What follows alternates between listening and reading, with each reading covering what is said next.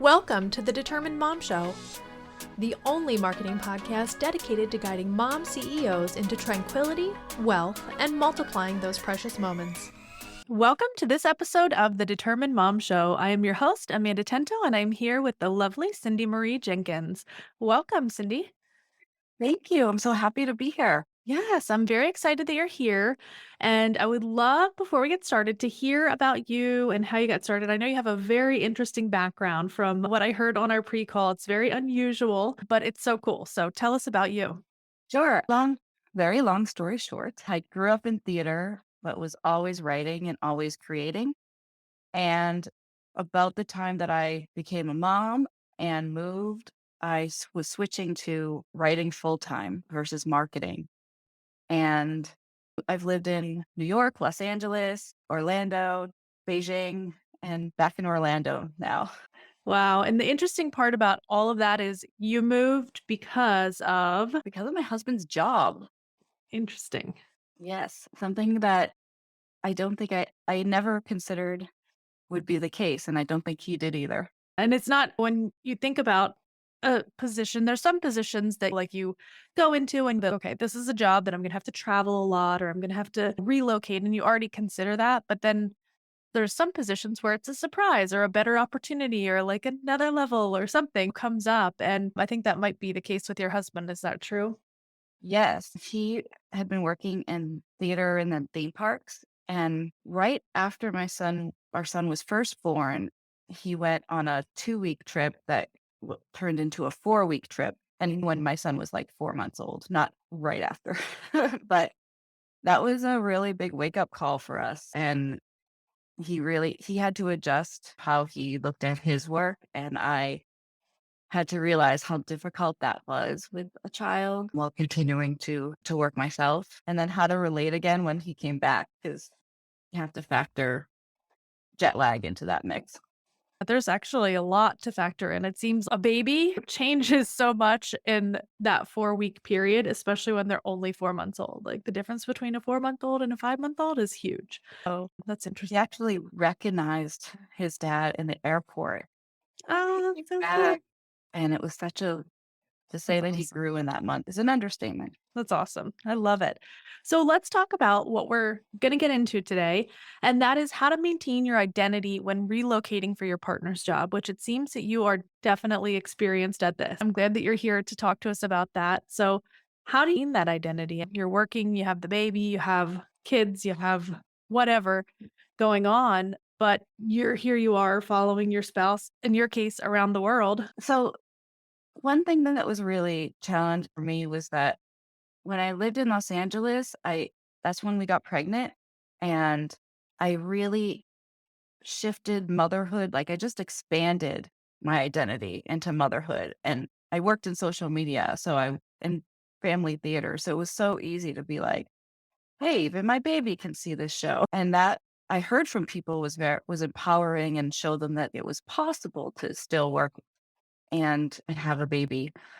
And what was fascinating, when we first moved from Los Angeles to Orlando, I was murky about what I wanted to do. We were murky about how we were going to like Orlando. And I didn't have a really good idea of what I wanted to. And I really leaned into the mother and what human resources sometimes calls the trailing spouse, which is such a horrible term. So I leaned into motherhood, and we got pregnant with our second child quickly after the move, but it wasn't until after he was born, my second child, that I just it wasn't enough. It wasn't enough for me. I wasn't able to talk to my husband about anything except for diapers. And I thought what I had to do first was find some kind of community. So one of my friends that I had been working with on marketing was a writer, and she found out that's what I wanted to do. And she introduced me to this entire online community of freelance writers. And That's awesome.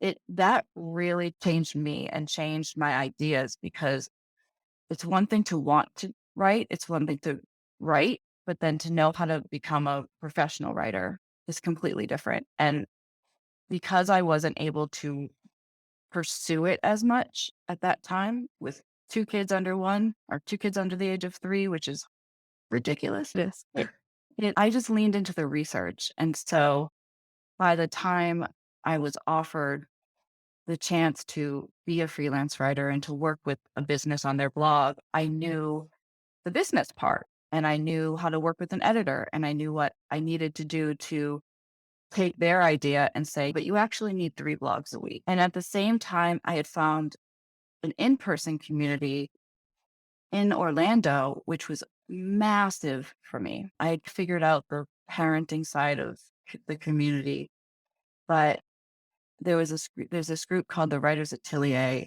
here, and they are just so welcoming. I could bring my still nursing child and they were loved it. And there were workshops, and that was mostly fiction writing, which isn't what I was really doing, but it just helped me see another side to the business side. Community was really huge. Like when I moved to Beijing, I wanted to do NaNoWriMo, the National Novel Writing Month, and they didn't have an active chapter. And I found people to create an active chapter, like That's made awesome. deals with cafes so that we could stay there without paying the like co-working fee and stuff. It was really wonderful and introduced me to some of my best friends there. That's awesome. And that sounds like what has been a key to keeping that identity and maybe even finding your new identity after that first move. That's awesome. I think that's a great tip. And it was interesting because after moving, there was when friends would visit, I remember how my husband and I had a new outlook on even like our own identities because we were in context with our friends, if that Mhm. makes sense. Being with our friends that we've known for years really helped us remember who we were and what we wanted to do. And those are people that you can talk to about other things other than diapers. Um, So that is very important. they knew us way before that. Exactly, exactly. So having those people in your life that know who you are at your core is also amazing. And I think that I can see how that could really help to solidify that and maybe even sort through the mom identity, which we all seem to acquire and either cling to or just allow it to take over us. So And it takes a lot for a person to be able to just say, I'm a writer when people ask. I used to qualify it, but I do marketing and blah, blah, blah, blah. And I just stopped. And if they want to know more, I can tell them more. that's awesome. You're right. It does take a lot to give that broad statement and make sure that people understand that this is what I do. I'm not going to fluctuate out of that. And yeah, I think if you move abroad, particularly, there's a lot of assumptions that are made because if you're an expat, you're probably there. If you're an expat and you're married, you're probably there either to work or because your spouse is working. And I remember that my Mandarin tutor, who was lovely, she was so amazing, and she would teach me the first words she tried to teach me were, "My husband's at work. He works very hard. He's very busy. I have 2 kids. I'm so tired." Oh my goodness. Yeah. That's like I stopped her. interesting choice. So let's just back that up a minute. I She had a trouble figuring out how to say I work from home. Oh, okay. I think we ended up on I work on my computer. Okay. That works. Let's So see. that was a major revelation. That's awesome. One thing that I'm going to mention, I'm going to go back to what you said about finding a community where you were able to bring your still breastfeeding child. I had a challenge with that myself when I got back into, well, when I made that decision 5 years ago to quit my credit union job and go ahead and start my own business. I started going to these business networking meetings and I couldn't be away from my daughter for that long because she was so little. I mean, she was under 6 months and she was still breastfeeding and she would breastfeed whenever. Like, it's not like she had, like, particular schedule because I was with her all the time. Going to those meetings was really hard. I found one that they said they would no problem bringing your baby, that's fine, and then the next meeting after that, they were like, "No, we cannot allow children at our meetings anymore." And I was like, "Okay, you know what? I'm gonna create my own networking group just for mom business owners. So screw you on that one." So I did that. So it's just, You just have to really search and really dig if there isn't a community, like you did with the NaNoWriMo, create it. I work with the National Women's Theater Festival, who's based in Raleigh, and they I just went to their conference a couple weeks ago, and for me, it was like my husband literally said, "I am buying you a ticket. Don't do it virtually. Go. You don't get to travel for work. You should."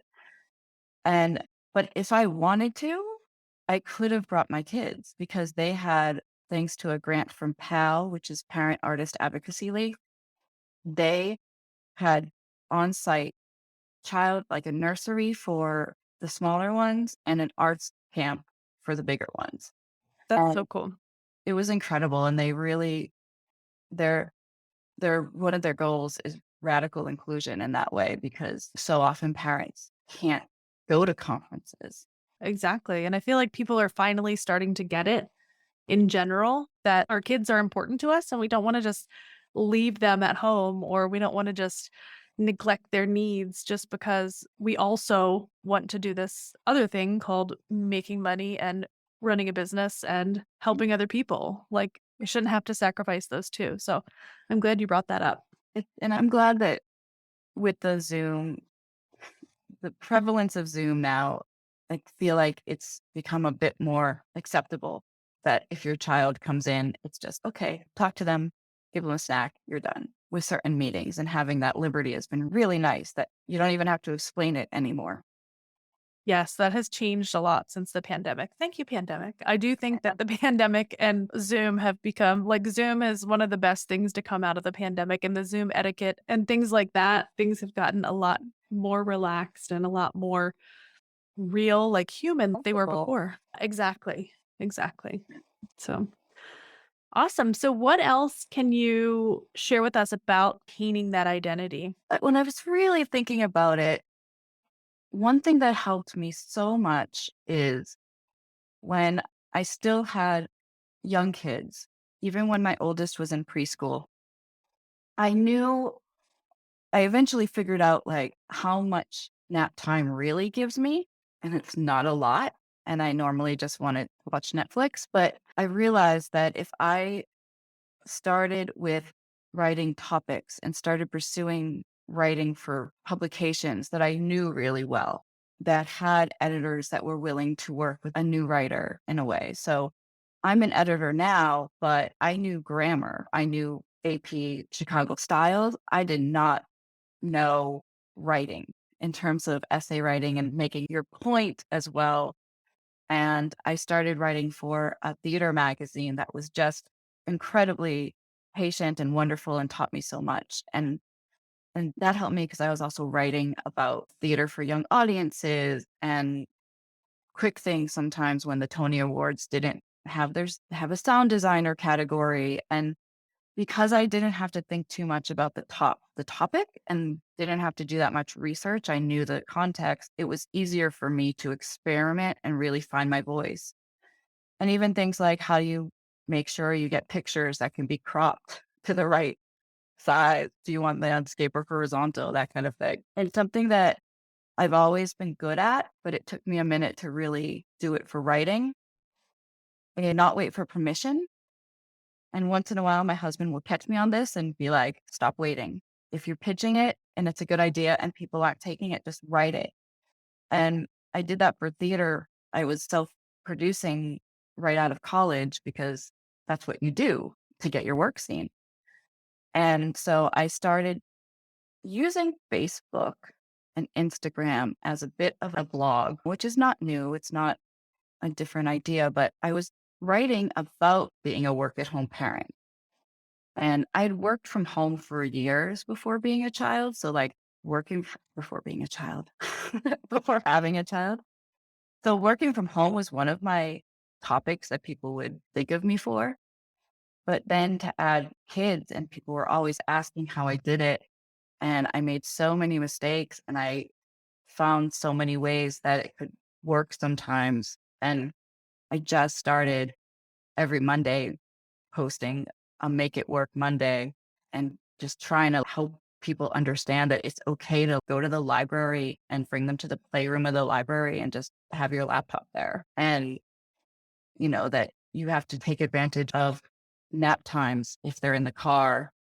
And it might mean the drive through at Starbucks and then just parking for a little bit to write. But it just, that short term gratification of people enjoying it, even if they weren't parents, even if they didn't work from home, but just like understanding a little insight into that life, that helped keep me going. That for me, I have long term projects, but the short term gratification of just writing something, spending some time editing it or someone editing it, and then just posting it, just having it out there. It's just so exciting and it's so nice. And even if the comments are bad, or like don't agree with you, which I've had quite a bit, it's just exciting that like people care And that they're reading it and that it's being consumed. and that maybe I'm helping. Maybe this is helping. Maybe somebody feels a little better, feels like they can do it a little more. Like I started writing about relocating specifically as with a family. And that helped a lot of my friends understand what I was going through. And it also helped me process it and helped me feel like my experiences could be helpful for people. That's awesome, and it probably also allowed other people to find you and to be able to ask you questions and things like that if there was a question about relocating, because relocating is no joke. Relocating to another country is, like, crazy. I got a job because of that, like Mm, because I'd already written about it. And when we got back there after COVID, I pitched an editor of Beijing Kids about having kids in quarantine because they were doing like real 2-week quarantine in China before you could go. She came back to me and she was like, "So I looked you up and we have a deputy editor position. Do you want to apply for it?" And that job really changed my entire life. It was that's such a good awesome. job.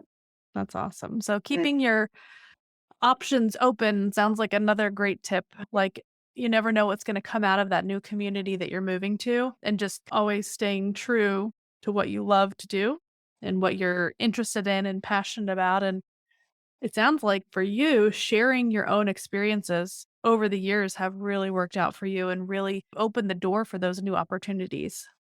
And sharing them when people are listening, just you never know what that's going to bring, who's reading it. There are a lot of pitches or calls for pitches where I see people say, it's okay if you just posted it on your blog. We just want to see how you write. So that just continuing to work on it, even if you're not getting published or you're getting rejected because there's so many rejections. Yep, that is very true. And in every field, in every business and everything. That's very much a part of owning your business and doing your own thing. And I think we are all familiar with that, but getting used to those is a little hard, but it's definitely worthwhile. Yes, Yeah. absolutely. Awesome. And so I know that you have a download that people can use to hopefully make things a little bit easier. Can you tell us a little bit about that? So before I left Beijing, the Beijing Kids, which is now Jing Kids International, they had a home and relocation guide. And they knew that I had read theirs, and that's how I prepared for it. And in 2018. And basically they handed me like half of the relocation guide to write. And the one thing that I was looking through past issues and I'm like, no one has what to consider before you move.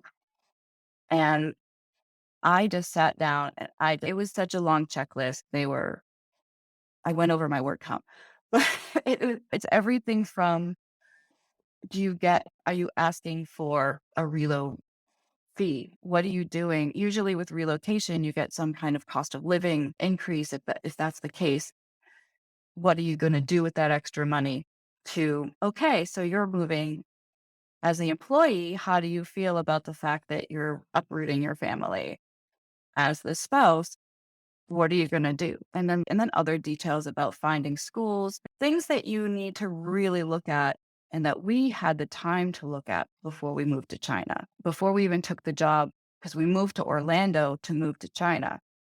So before we accepted the job in Orlando, we thought ahead to what were we going to do in China and how is it going to work out. So really considering it from everyone in the family's perspective and being okay with not having answers sometimes. So I feel like the downloadable checklist is just one of the ways that you can really make sure you're making a good and that everyone understands what the choice might mean. And also, those choices that you make are not permanent, but sometimes they're harder to undo. So making sure that you think about them a little bit more ahead of time is going to save you a lot of headaches going into the actual move itself. I Yeah. love that. That sounds like a great resource. Where can people find? If you go to my website, cindymariejenkins.com, there's a tab at the top that says Reload Download, and it will be the featured post. And there'll be a link at the very top that you can just download it directly. Okay, perfect. That's awesome. Thank you for sharing that resource with us. Do you have anything else that you'd like to share with the audience before we end our session? I think the main thing is really just keep at it. What helped me when I was floundering or when the kids would be in bed and I was wired or exhausted was just understanding that this was my dream and I'm still working for it. It's still a huge effort every day, but being able to explain to your kids why you have to work and why you want to do it is so important. And that helps them give you time and be proud of you. And I think that's a really great relationship to build. It is. That's awesome. I love that. And keeping that in mind while you're relocating for your spouse's job is going to be like a key to that whole topic that we're talking about is that maintaining your own identity. So I love it. Awesome. Thank you so much, Cindy Marie. It was very nice talking with you. Thank you so much. Let's face it, piecing together a marketing plan with the things you hear, watch, or read online, while tempting, is never a good idea. The truth is, people don't search on social media for your services, and even if they do, they will still be going to Google to check your ratings.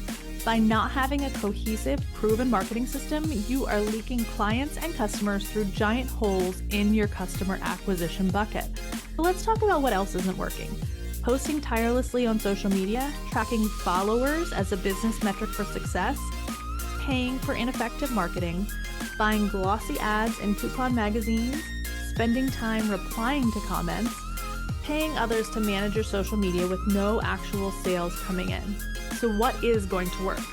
Having a proven marketing system in place will plug every hole in your bucket and allow you to begin to fill up with new customers and to also retain and nurture your current ones. Go to tdm-marketing/6-marketing-musts and download our free guide to 6 marketing musts guaranteed to get you more customers.